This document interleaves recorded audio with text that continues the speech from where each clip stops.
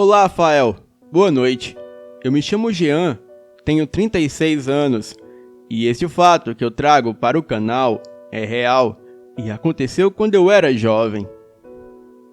Eu cresci em uma pequena cidade rural no Mato Grosso do Sul, onde havia muitas belezas naturais, muitos lugares legais com nomes de índios, lugares excelentes para jovens encontrar bons lugares na floresta, onde ficávamos sozinhos para sair, beber e fumar.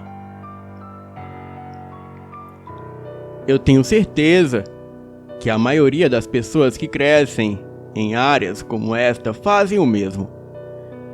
De qualquer forma, era um dos nossos locais favoritos, pois éramos um grupo de 4 amigos, 3 homens e uma mulher. E pouco antes de chegar na floresta, havia uma área que era uma formação rochosa relativamente grande que dava para um pântano, e logo em seguida haviam quilômetros de floresta adentro. Este local era como uma espécie de parada de descanso para os nativos da área, já que algumas saliências no terreno poderiam fornecer alguma proteção contra o clima, onde um fogo poderia ser aceso facilmente. E ali, próximo também, havia um rio de águas azuis que se chama Rio Perdido. E ali sempre há alguns pescadores.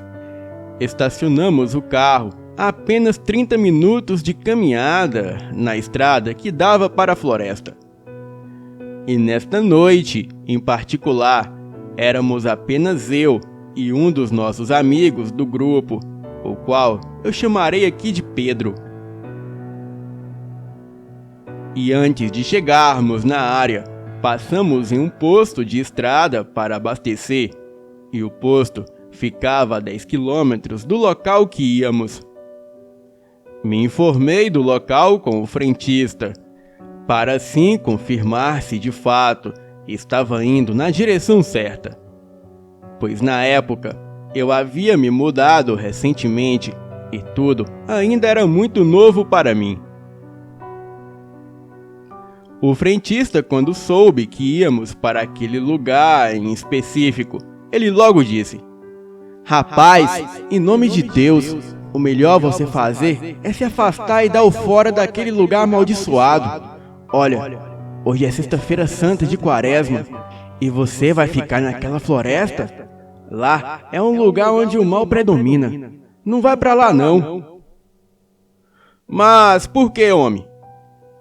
"Eu já fui lá algumas vezes e nada de ruim aconteceu não." Eu falei: "Olha, meu amigo, eu vou te contar uma história real. Esse posto aqui que eu trabalho, ele fica no meio do nada.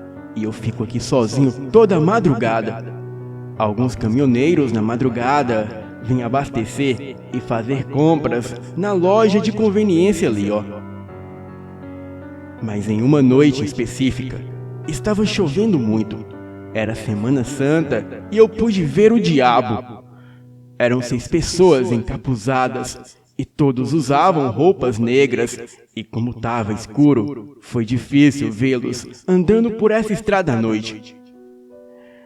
Era de madrugada e eu só percebi porque escutei um deles tocarem um sino, e também havia uma 7ª pessoa na frente, mas não era pessoa não. Era um ser com cabeça de cão, pelos por todo o corpo e patas de bode. Andava corcunda e ereto e deveria ter por volta de 2 metros ou mais. As pessoas encapuzadas que o acompanhavam andavam de cabeça baixas e um deles tocava um pequeno sino de mão. E quando vi aquilo, eu fiquei apavorado. Mas eles foram em direção da floresta que tu está indo, e isso foi há cerca de 1 ano. Mas sempre escuto pessoas comentando sobre esse local amaldiçoado. E teve uma moça que parou aqui e dizia ela que fugia dessa floresta, pois uma matilha de lobisomem atacou ela e os amigos dela, de forma que ela foi a única sobrevivente. Então chamamos a polícia e a polícia foi até o local, mas além dos mortos, não encontraram nada. Meu amigo Pedro até que ficou assombrado com essa história, mas nem por isso cancelamos a diversão. Eu achei até legal o lugar ter fama de assombrado, pois assim deixaria tudo mais divertido. Estacionamos o carro a 30 minutos da floresta, em uma área perto da trilha, e era por volta de 23 horas, já completamente escuro. E então pegamos algumas lanternas, cigarros e o uísque do porta-malas do carro.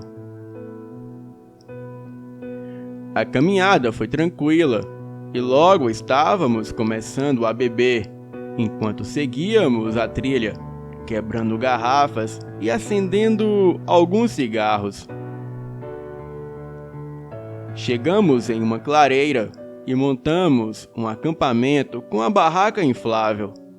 Acendemos uma fogueira, colocamos o rádio para tocar um rock e assamos uma carne. Estávamos falando besteira há cerca de 1 hora, quando comecei a ter uma sensação estranha de arrepiar os cabelos, o que não é incomum na floresta, quando partes de nosso cérebro ainda gritam. Você precisa estar ciente de estarmos cercados por escuridão e outros animais. E pelo que me lembro, é que nós dois paramos de falar e estávamos sentados em silêncio, quando notamos que algo nos observava a 50 metros de nós, no cume. Então, um sino alto e claro logo ecoou. Eu queria acreditar que era alguém, ou até mesmo o frentista nos pregando uma peça, mas era impossível ele chegar ali tão rápido. Eu me virei em direção do som e vi aquilo. Eram exatamente 7 pessoas de preto nos observando do cume do monte. E como a lua estava cheia e clara, deu para ver aquelas silhuetas. E depois de mais alguns segundos de silêncio, o Pedro olhou para mim e perguntou baixinho: "Que porra é essa?" Nós então nos levantamos e pegamos as nossas lanternas antes de seguir na direção do sino, pois na nossa cabeça era um grupo de desocupados nos pregando uma peça. Então achamos até legal a brincadeira. Caminhamos ao longo de todo o cume, e quando chegamos atrás dele, olhamos para o ponto alto, e já a 25 metros de nós, podemos ver melhor aquilo. Não eram pessoas naqueles mantos negros, e ali eram criaturas humanoides, peludas, com cara de cães, por debaixo de cada vestimenta negra daquela. As criaturas colocavam a língua para fora, como hienas, quando veem um pedaço de carne. O mais sinistro foi quando aquelas criaturas começaram a uivar. A nossa única reação foi correr feito 2 loucos, e a diversão acabou ali. Nem apagamos o fogo e nem pegamos as nossas coisas.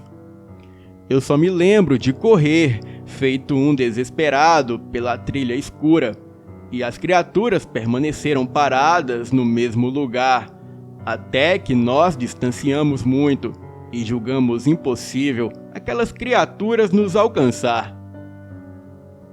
Mero engano, pois em um piscar de olhos, as 7 criaturas estavam nos cercando. Porém, agora eles não usavam os mantos negros, e estavam como cães, e completamente nu como pessoas. Eles investiram contra nós, nos derrubando no chão, e as criaturas pareciam se divertir com toda a situação. E a todo momento, tentavam me abocanhar. E num súbito momento, eu peguei o meu canivete de caça e atravessei a boca da criatura, ao que todos os outros lobisomens pararam e se entreolharam. Então, começaram a rir como se fossem hienas. E a partir dali, eles se afastaram de mim e fingiram que iam embora. Mas rapidamente, um deles se virou e abocanhou Pedro pela perna. Os outros vieram e abocanharam os seus braços e pescoço, e em questão de segundos, eles dilaceraram o Pedro e o comeram, deixando apenas uma poça de sangue e uma carcaça. Eu não pude fazer nada. Foi tudo muito rápido. Então, eles fixaram os olhos em mim e foram embora. Eu desmaiei e no dia seguinte acordei com o sol batendo no meu rosto. Eu queria acreditar que era um mero sonho, mas tudo aquilo era completamente real.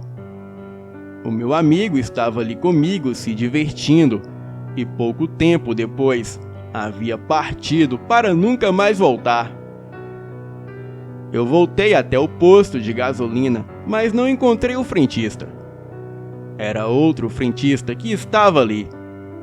Então, eu chamei a polícia e contei tudo o que aconteceu. Obviamente, a polícia achou que eu estava drogado e o Pedro foi devorado por uma onça. Mas eu falei da matilha de lobisomem e que o rapaz do posto de gasolina que trabalha durante a noite poderia comprovar tudo. A polícia foi até o posto e procurou o frentista com as descrições que eu dei, mas o fato era que esse frentista nunca existiu e nunca trabalhou nesse posto. E foi aí que a polícia teve certeza que eu estava drogado. Mas não, pois os exames antidoping diziam que eu não havia usado substâncias tóxicas e o nível de álcool no meu sangue era muito baixo para ter alucinações. Eu nunca mais fui o mesmo e me internaram por 3 anos. E segundo os médicos, eu sofri um trauma por presenciar uma onça devorando meu amigo, e a minha cabeça inventou toda essa história de frentista e de matilha de lobisomem, para assim eu poder lidar com o trauma. E o meu cérebro acabou criando memórias falsas. Durante a minha internação, eu tive que fingir que nada daquilo foi real e assumir que foi tudo invenção da minha cabeça para lidar com o trauma, e só assim dizendo o que os médicos queriam ouvir. E finalmente eu consegui sair daquele sanatório. A minha família não fez muita cerimônia quando me internou lá. Acho que eles não queriam ficar com um doido dentro de casa. Porém, eu sei o que eu vi, e por isso eu estou escrevendo para o Elite Oculta, pois aqui eu sei que acreditarão em mim. Boa noite.